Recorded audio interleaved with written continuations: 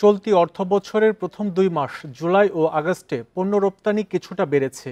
এই ২ মাসে মোট $৭৮৯ কোটি ডলারের পণ্য রপ্তানি হয়েছে, যা গত বছরের একই সময়ের চেয়ে $৩২ কোটি বেশি।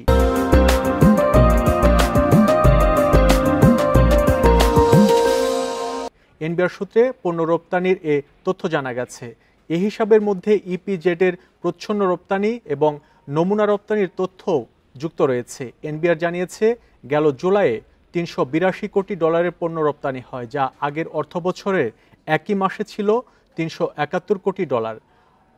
জুলাইয়ে রপ্তানি বেড়েছে ২.৯৬% বা $১১ কোটি ডলার। অন্যদিকে গেল আগস্টে $৪০৭ কোটি ডলারের পণ্য রপ্তানি হয়, যা আগের বছরের একই সময়ের চেয়ে বেড়েছে ৫.৪৪% বা $২১ কোটি ডলার।